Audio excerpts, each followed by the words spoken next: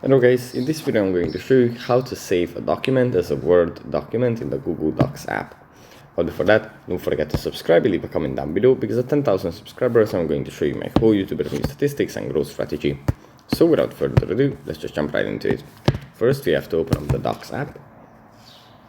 Here it opens up in Drive files. From here we just have to select a document that we want to download. Let's say it's this one. We tap on the three dots next to the name of it, and then here we tap on Save as Word.